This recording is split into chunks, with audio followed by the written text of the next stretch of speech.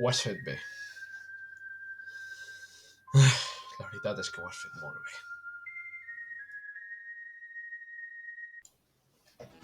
Quan em vaig enterar, des d'aquell moment sabria que havia de dedicar-li algun vídeo. I vaig dir, he de fer el millor que pugui. De la millor manera que sàpiga. A utilitzar totes les armes del meu arsenal per poder fer un bon homenatge. Una cosa que faci goig. El que sigui. Bola de drac. No és perfecta. Però la influència que ha tingut és molt, molt, molt meritòria. Llavors vaig decidir posar-me a pencar com si m'anés la vida. No parar. Fins a fer un bon guió i posar-me davant.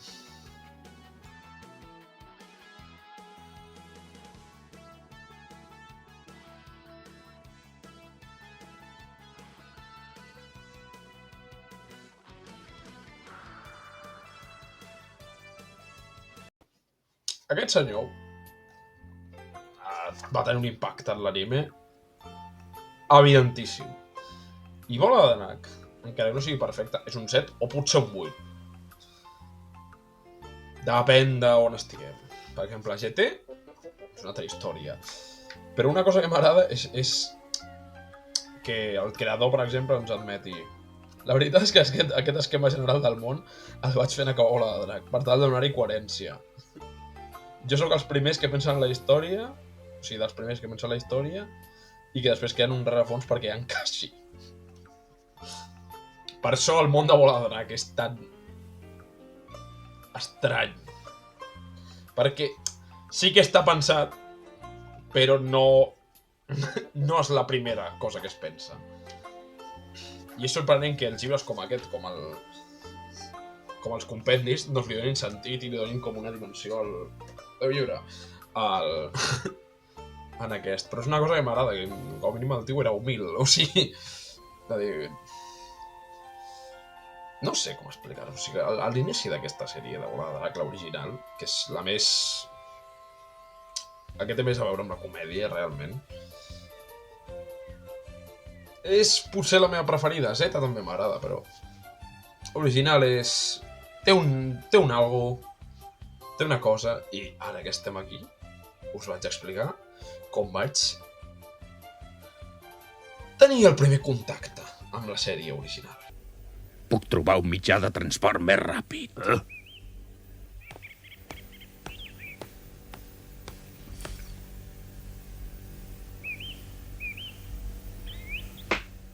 Això farà el fet. Em permeten que l'agafi? Aquest pilar? Però com s'ho farà?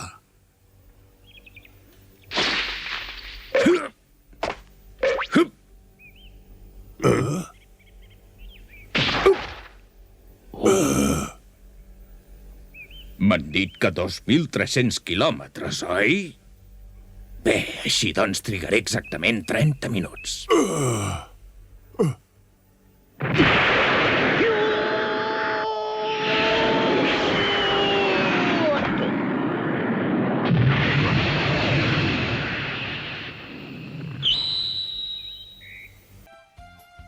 Adeu, rècord. Doncs bàsicament diràs, faries un vídeo llarg, parlaries de tota la saga? No, us puc resumir la saga, que us la resumiré ara. O sigui, us la resumeixo i després parlo de com les coses que em molen a mi. El resum!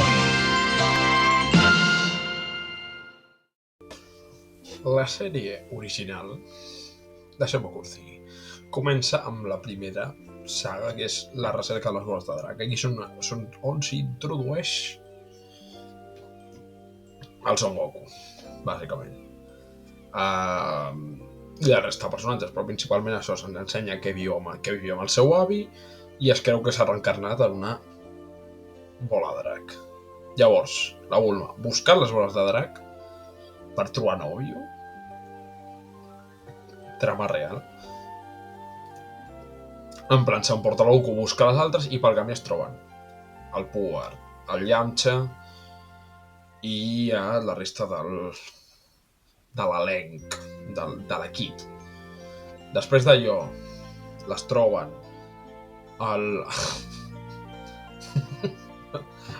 l'Ulong salva el món demanant unes calces. Vull ser bar!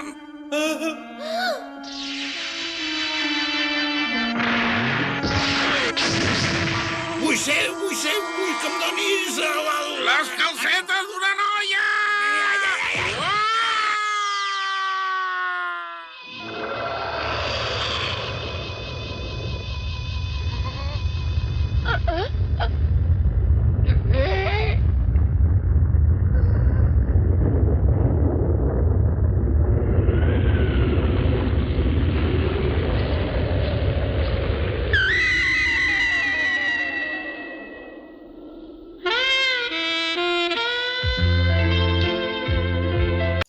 El segment del Pilaf. Bola de drac té dolents icònics. Però aquest, el Pilaf, no és l'exemple. No, ni de puta conya. Però...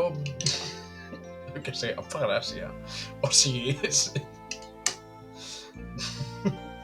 està com molt reprimit. Pilaf està disposat a fer-ho! Prou, sisplau, prou!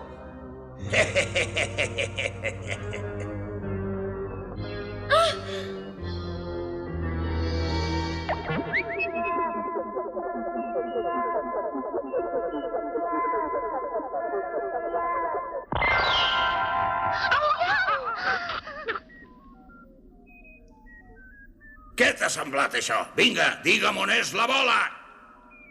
Però què m'ha fet? Què m'ha fet? Doncs mira, jo t'he tirat un petonet. Ai, quina cosa més cursi! Només un petonet? Que valenta, ho ha resistit! Té dos col·legues, un és un gos ninja, l'altre és una assassina, jo què sé. I vol conquerir el món, encara no tinc ni punyeta idea per què. Però em fa molta gràcia, i sincerament torna tant per Super com per GT, o sigui, és un crack, en la meva opinió. Ho sento, man, em fa gràcia Pilaf, crec que és important parlar d'ell. El segment del Pilaf! I a partir d'allà, com que es mig separen i tal. Llavors el Goku, com havia conegut abans el Fuet Tortuga, va entrenar-se amb ell, el Krillin, per al torneig número 21 de les arts marcials. Després ve la saga de la cinta vermell. Nota d'editor. El primer torneig no és el més interessant. No és en el que hi ha més a arriscar per part dels personatges, però és el més divertit. Ja està, en la meva opinió, és el més divertit. És on hi ha menys drama, és... Els altres tenen moments, però aquest... No sé, per mi és el més divertit. Ho sento, que són com uns... Són com uns mafiosos, un exèrcit, una cosa estranya. Tenen un tema que està bastant guapo.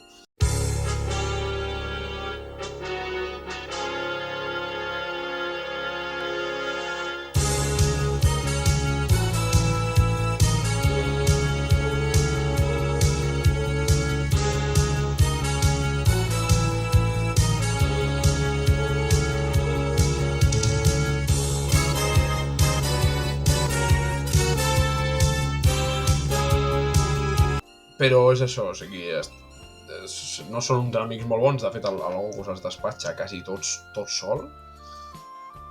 Després d'allò, ja arriba, fan un altre torneig, però aquesta vegada amb la germana del Follet Tortuga, Baba l'Evident, la bruixa, i és un altre torneig, doncs així, però a més petita escala, el Goku torna a veure el seu avi mort, però en el pla dels vius, perquè aquest anime no té bastant clar com funciona la mort. Després arriba al següent torneig, que és quan apareix allà el Ten Shinhan i el Chaos, que són com els dolents, perquè hi havia ja l'escola del Follet Tortuga i l'escola de la grua. I com els dos mestres eren amics de joves, tots entrenats pel Mutaito, és que té molla, la primera saga. Doncs són com rivals i tal, i són una mica malvats. I aquí veiem les primeres instàncies de creixement de personatge, perquè el Tenshin Han canvia una mica i... no em queixo. El Yancha també, però és una regressió cap a ser un personatge... però és això, tornar com cap enrere. I clar, després d'aquest torneig, jo sé, està el Krillin, torna en un moment donat. I què passa? Doncs que tenim la primera mort. I sí, estic dient mort. Mor el Krillin. I clar, poden reviure amb l'esbola d'Araki i tota la pesca, però es mor. I el mata en Satan Escorpatit, la contrapart dolenta del déu de la terra. I això... I aquí és quan arriba una saga de veritat, o sigui, és un ésser superpoderós amenaçant de carregar-se la terra, país a país. Surt fins i tot el rei de la terra, que és un puto gos. I... no estic inventant res, us ho juro. Apareix un samurai bastant fort, que es diu Yajirobai, que és com el col·lega del Goku, mentre, clar, el Krillin està mort i necessita com un col·lega, era bàsicament això. És un dels meus personatges preferits, Vull dir... jo voleu que us digui. I llavors, clar, el Goku i el Yajirobai van lluitant contra aquest exèrcit del Satan Escorpatit, pugen a la torre del Karin, el gat, que és com un sequàs, un ajudant de Déu. En sèrio, és que va en sèrio. El pitjor és que no estic de broma, és totalment seriós el que estic dient.